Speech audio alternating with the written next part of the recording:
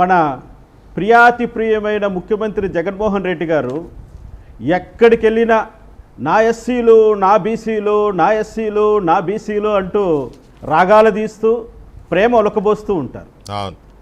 మరి ఈ కర్మ ఏమిటో కానీ ఆ ఎస్సీలు బీసీలే ఇతన్ని చంపేయాలని ప్రయత్నం చేస్తున్నారండి చిత్రంగా.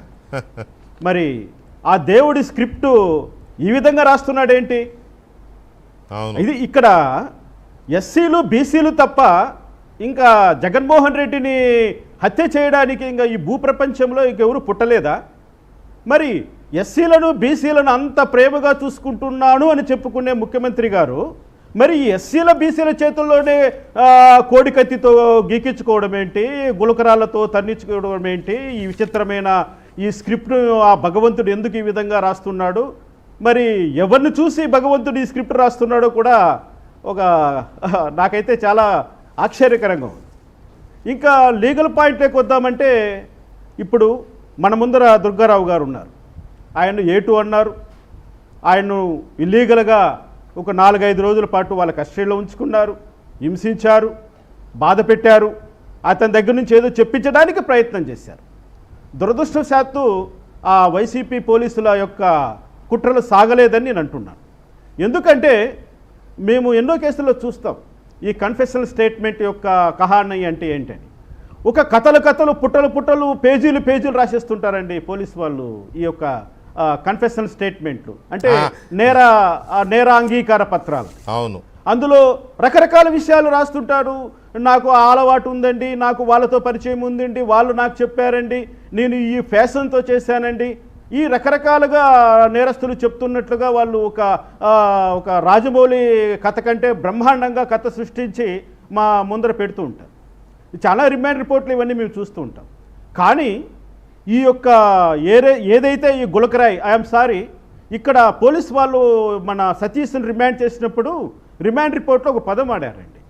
ఏమంటాడంటే అది సిమెంట్ కాంక్రీట్ స్టోన్, అది చాలా షార్ప్ వెజ్డ్ వెపన్, అంటే ఒక వ్యక్తిని చంపాలనే ఉద్దేశంతో ఉపయోగించేటువంటి ఒక షార్ప్ ఎడ్జ్డ్ స్టోన్ను ఆ కాంక్రీట్ స్టోన్తో జగన్మోహన్ రెడ్డి గారి పైన దాడి జరిగింది.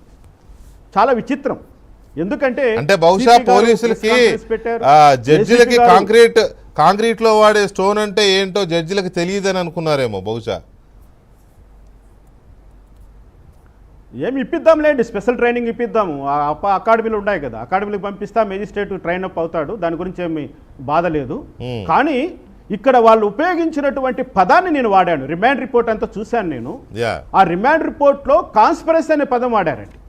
అంటే జగన్మోహన్ రెడ్డిని చంపేయాలని కాన్స్పిరసీ చేసి ఇతని ద్వారా ఒక షార్ప్ ఎడ్జ్డ్ వెపన్తో అతని యొక్క వైటల్ పార్ట్ని బ్రేక్ చేసి అతి క్రూరంగా చంపడానికి ప్రయత్నం చేశారనేది పోలీసు వాళ్ళ యొక్క రిమాండ్ రిపోర్ట్ యొక్క సారాంశం.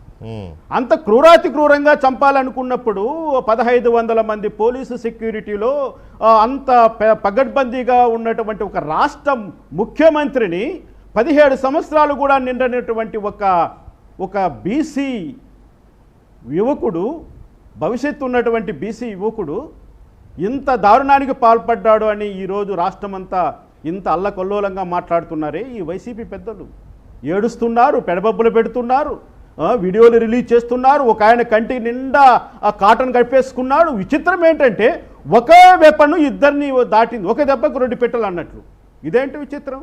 ఇదే పిట్టకథలకు పనికొస్తుంది కానీ వాస్తవానికి పనికొస్తుందా? న్యాయానికి కావలసిన న్యాయ సూత్రాలకు కానీ న్యాయస్థానాలకు సమర్పించినటువంటి సాక్ష్యాధారాలు కానీ ఈ విధంగా ఉంటాయా? మరి ఆ ఒకే దెబ్బకు 2 పిట్టలు అన్నటువంటి ఆ గులకరాయో ఆ యొక్క కాంక్రీట్ రాయో ఎక్కడ పడిందండి? ఏమైపోయిందా? రాయి మాయమైపోయిందా? అదేమన్నా మాయామచంద్ర సినిమానా? అలా మాయమైపోయి ఒకరికి ఇద్దరికి తగలడానికి అదేమన్నా మంత్రించి వదిలినటువంటి మాయాదండమా?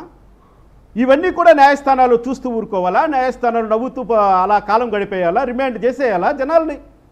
కనీసము ఈరోజు నేను దీన్ని ఒప్పుకోను. ఎందుకంటే ఎవరిపైన భౌతికపరమైనటువంటి దాడులు చేయడానికి లేదు ఎవరు కూడా. అటువంటి సంఘటనలు జరిగినప్పుడు దాన్ని చాలా సీరియస్గా ఇన్వెస్టిగేట్ చేయాలి. పైగా ఈ ఎలక్షన్ జరుగుతున్న టైంలోనే కోడికత్తులు పుట్టుకొస్తాయి, గులకరాలు